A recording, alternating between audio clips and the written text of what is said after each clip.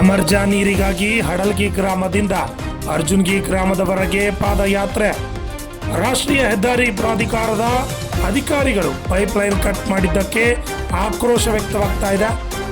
ಇನ್ನು ಆಳಂದ್ ತಾಲೂಕಿನ ಕಾಂಗ್ರೆಸ್ ಮುಖಂಡರಾದ RK ಪಾಟೀಲ್ ಅವರ ನೇತೃತ್ವದಲ್ಲಿ ಬೃಹತ್ ಪಾದಯಾತ್ರೆಯನ್ನು ಮಾಡಲಾಗ್ತಿದೆ.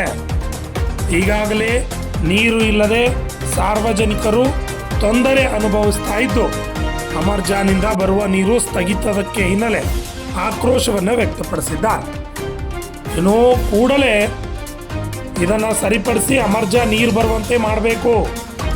ಒಂದು ವೇಳೆ ನಿರ್ಲಕ್ಷ್ಯ ಮಾಡಿದರೆ ನಿರಂತರ ಸತ್ಯಾಗ್ರಹನ ಮಾಡ್ತೇವೆ ಅಂತ ರಾಷ್ಟ್ರೀಯ ಹೆದ್ದಾರಿ ಪ್ರಾಧಿಕಾರದ ವಿರುದ್ಧ ಆಕ್ರೋಶವನ್ನು ವ್ಯಕ್ತಪಡಿಸಲಾಗ್ತಾರೆ. ಇನ್ನು ವಿಡಿಯೋ ದೃಶ್ಯಾವಳಿಗಳಲ್ಲಿ ನೋಡ್ತಾ ಇರ್ಬೋದು ಯಾವ ರೀತಿಯಾಗಿ ಪ್ರತಿಭಟನೆ ನಡೀತಾ ಇದೆ ಅಂತ. ಬೃಹತ್ ಪಾದಯಾತ್ರೆಯನ್ನು ಮಾಡ್ತಾ ಇದ್ದಾರೆ ಅಲ್ಲಿನ ಮುಖಂಡರು ಮತ್ತು ಅಲ್ಲಿರ್ತಕ್ಕಂತಹ ರೈತರು. ಒಂದು ವೇಳೆ ಸಮಸ್ಯೆ ಬಗೆಹರಿಸದೇ ಹೋದರೆ ನಿರಂತರವಾಗಿ ಸತ್ಯಾಗ್ರಹವನ್ನು ಮಾಡ್ತೇವೆ ಅಂತ ತಿಳಿಸ್ತಾರೆ.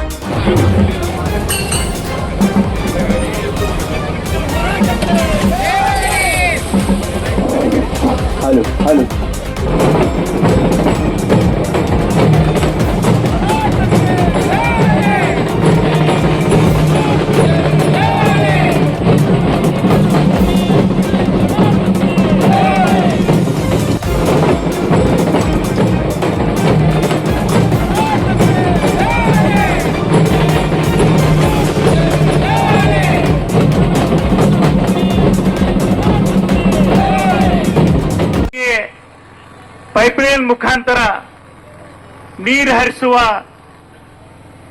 7 ವರ್ಷ 5 ತಿಂಗಳಾಯಿತು.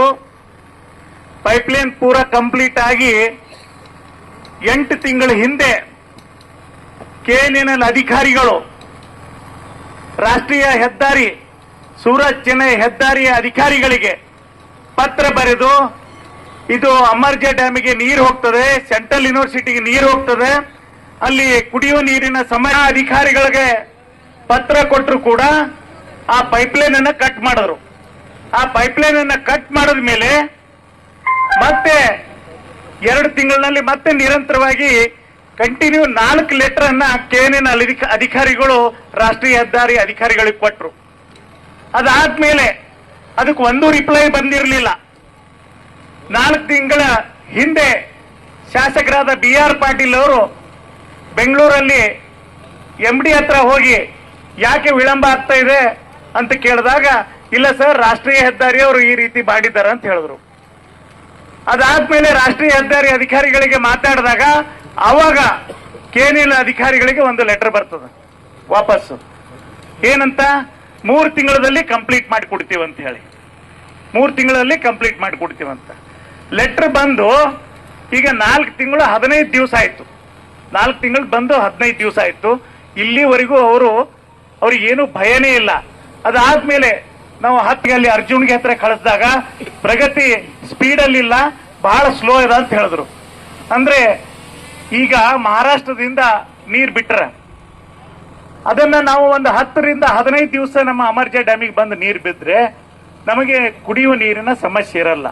ಸೆಂಟ್ರಲ್ ಯೂನಿವರ್ಸಿಟಿಗೆ ಆಗಿರ್ಬೋದು, ಹಾಗೂ ಆಳಂದ್ ಸಿಟಿ ಆಗಿರ್ಬೋದು, ಮತ್ತು ಆಳಂದ್ ಅಮರ್ಜಾ ಡ್ಯಾಮಿನ ಕೆಳಗಡೆ ಇದ್ದಂತ ಎಲ್ಲ ಹಳ್ಳಿಗಳಿಗೂ ಕುಡಿಯುವ ನೀರಿನ ಸಮಸ್ಯೆ ನೀಗ್ತದೆ.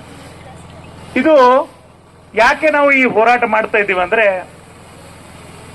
ಕರ್ನಾಟಕ ರಾಜ್ಯಕ್ಕೆ 1500 TMC ನೀರನ್ನ ಮಹಾರಾಷ್ಟ್ರ ಸರ್ಕಾರ ಬಿಡಬೇಕಾಗಿತ್ತು. ಎಷ್ಟು? 1500 TMC.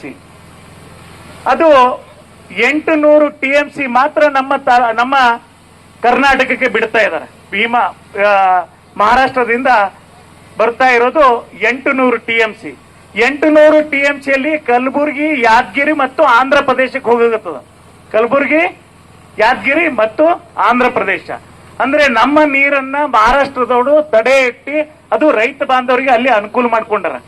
ಇದ್ರ ಬಗ್ಗೆ ಶ್ರೀ ರಾಜ್ಯಸಭಾ ಸದಸ್ಯರು AICC ಅಧ್ಯಕ್ಷರಾದಂತ ಮಲ್ಲಿಕಾರ್ಜುನ್ ಖರ್ಗೆ ಅವರು ಇದು ಕ್ವಶನ್ ಅನ್ನು ಹಾಕಿ ರಾಜ್ಯಸಭೆಯಲ್ಲಿ ಕೇಳಿದಾಗ ಇದ್ರ ಬಗ್ಗೆ ಯಾವುದೇ ಪ್ರತಿಕ್ರಿಯೆ ಕರೆಕ್ಟ್ ಆಗಿ ಬಂದಿಲ್ಲ. ಇಲ್ಲಿವರೆಗೂ ಆ ಹೋರಾಟ